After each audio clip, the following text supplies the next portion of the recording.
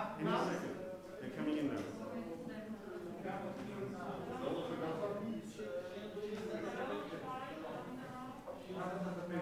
Ladies and gentlemen, the Prime Ministers of Denmark and Israel and the Chancellor of Austria.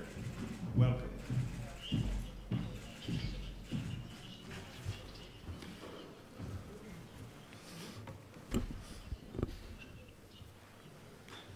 Prime Minister Mette Fredriksen of Denmark and Chancellor Sebastian Kurz of Austria, welcome both of you to Jerusalem.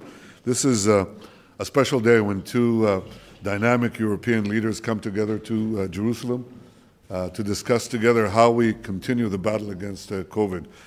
Israel has been at the forefront of this battle and has met those challenges, as you have too in your respective countries.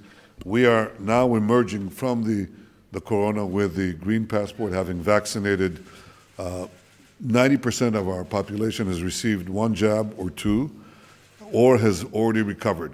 So we don't have that far to go. I wouldn't say that we're rushing towards herd immunity, but we're getting there, and we'll see how that works. I think Israel serves as a model for the world, and we're discussing some of our experiences, sharing those experiences with our friends, and indeed your two wonderful friends for Israel. But we're discussing something else, and this is the main purpose of this visit. I think we're all aware, the three of us, that once we get over this cycle of the disease, we have no guarantee that it won't come back. We don't know how long, nobody knows how long these vaccines will hold up. Is it half a year? Is it a year? Is it 2 years? Is it more? Is it less? We don't know. And therefore we have to protect our people against the reemergence of this pandemic or mutations. And we want to create two capacities. We think that by joining our resources, the resources of three small but very able and gifted countries, we can better meet these challenges. What we're talking about is establishing a joint R&D fund of Israel, Austria, and Denmark, and beginning joint efforts for common production of future vaccines. I think this is something that we have to do because we're going to probably need, I can't say with certitude, but with very high probability, we'll probably need protection for the future. We've just gone through a century where humanity has been very lucky since the Spanish flu that killed so many tens of millions around the world. But we've had, intermittently, we've had SARS, we've had Ebola, we've had other diseases, and now we have COVID. And we have to make sure that we can protect our peoples and also help other countries and humanity at large. So we're thinking of a joint, we're not thinking, we're going to do a joint R&D fund and discuss the production, the possibility of joint investment in productions of facilities for vaccines. I think this is great news, and I think it reflects the respect we have for each other and the belief, the confidence that we have in working together to protect the health of our peoples. Mette, please. And this is exactly what it is about, to protect our people. Since the beginning of this global pandemic, we have been working very closely together, Israel, Austria, and Denmark. I am very pleased that we are able today to meet here in person, and of course I would like to thank you, Minister Netanyahu, for hosting this very important meeting in order to bring forward an extremely important agenda, how to tackle the future. I think I can say on behalf of both Kancler Kurz and myself that we are very inspired of Israel's ability to roll out the vaccines. We have had a very constructive meeting today. I stand here with two colleagues with whom I share the same vision.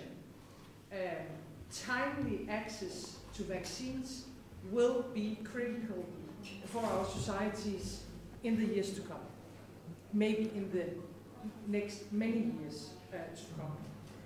And we cannot allow us to be caught off guard once again. We have new mutations, maybe new pandemics, as you said, and maybe new health crises will endanger our societies again. So we need to take the initiative, and we need to get involved along with the, I think, entire value chain, from the generations of ideas, innovation, but also when it comes to the final distributions of vaccines. This has been the focus of our discussions today, and not least, of course, how we can help each other to achieve this vision. I think our starting point is good. We have, all of us, highly developed life science industries, and they can, all of them, bring unique knowledge to the table. We have agreed today to bring our knowledge together in a kind of a collective effort to secure better and also more reliable access to vaccines. Therefore, as we have already said, we will bolster our research and development cooperation. We all have promising research that could pave the way for next generation platforms. We would like in common also to explore possible cooperation on clinical trials. In Denmark, we are currently exploring ways to expand our national production capacities, of course in a very strong partnership with our own life science sector. We are in early stage, all of us, but I think today's meeting has provided me with a lot of inspiration on also how we can work closer together when it comes to research and when it comes to production capacities. Today's discussion also proves that we are not only able to talk to each other, but also to work very closely together. And I think, therefore, today we have taken a very important step in developing this cooperation. And therefore, we would like also to strengthen our cooperation in the future. Thank you, Mette. Please, Sebastian. Thank you very much, Mr. Prime Minister, for inviting Mette and me today to Israel. It's always a pleasure to be here in Israel, but at the moment the world is looking at Israel. The world is looking at Israel with admiration, because under your leadership, Mr. Prime Minister, Israel is the first country in the world vaccinating its population. And Israel is the first country in the world that shows that it is possible to defeat the virus. And I will never forget the beginning of the year 2020, when we had a phone call and Bibi Netanyahu told me that this virus will be a huge threat to the whole world, also to Europe, even if we don't know it at the moment. And you were maybe the main reason why we reacted quite early in Austria when the second wave, the first wave hit us hard in the European Union. Together we have been in a close cooperation in the First Movers Group for a year now. And I think one thing is very clear: this pandemic can only be overcome through global cooperation. And I think we also all agree that vaccines will allow us to return to normality in the summer. But we have to prepare already now for the next stages of the pandemic after the summer. Experts say that in Austria alone we will need about 30 million vaccine doses in the next few years. And we therefore need to cooperate on this issue within the European Union, and I'm very happy that President von der Leyen has launched the HERA incubator project to tackle future mutations, but we also need to cooperate worldwide. And I'm very happy that today we agreed on two issues. First, to set up a joint research and development foundation to support innovative projects. And second, we decided to jointly invest in production plants in Europe and Israel to enhance vaccine supply. Vaccine production involves many steps, so we will divide the tasks between us and each focus on specific ones. In Austria, for example, lipid production necessary for many vaccines takes already place. And I would like to thank you, Bibi, and you, Mette, for this cooperation, because I think that it is important to work together in order not only to fight the virus now, but also to fight the mutations in the next years. Thank you. Thank you all very much. One thing.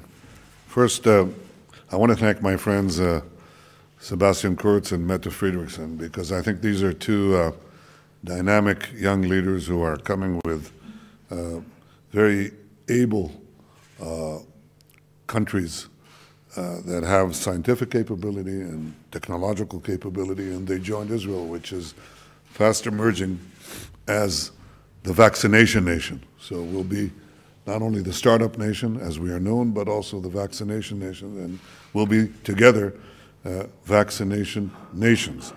I'm very proud that in Israel we have excellent, really excellent health services. Sheba Hospital has been ranked as one of the 10 best hospitals in the world, and that's quite an achievement given that there are many, many hospitals in the world. And of course, we're very proud of our scientific team. In addition to developing vaccines, you may be aware of the fact that in Israel's Ichilov Hospital, there is a doctor, a scientist, who's developed a drug, a therapeutic drug, that is inhaled, and it was used on 30 seriously ill patients, and I think all 30 or maybe 29 recovered immediately just by inhaling from an inhaler. So we're developing these things as well, and we should take a look at that as well. We want to have vaccines, and we want to have therapeutic drugs for those cases in which the vaccines don't work. But I think that together we're starting here something that will, I think, galvanize the imagination of the world. And we agreed that if other nations want to join us, we'll discuss this among ourselves and welcome others to come in as well. So thank you. Thank you both. And now we're going to continue our work. Thank you.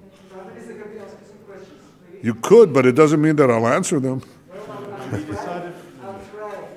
Can you give us some cards of how much money is there going to be involved? Is there a timetable?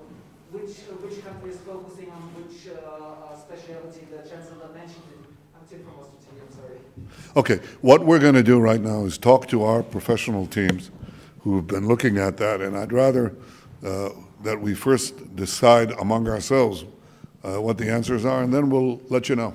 But I think we want to get on with the job of actually talking to our professionals and then saying, but we're very concrete. We want to move this.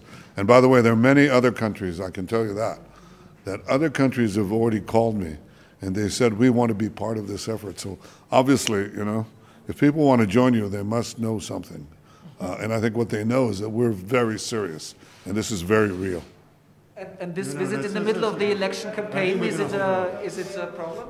Or there are critics that say it's a visit. Well, it'll be a problem if I don't finish my work here because I have two campaign rallies tonight. So, thank you. We thank the two prime ministers. We thank the Chancellor.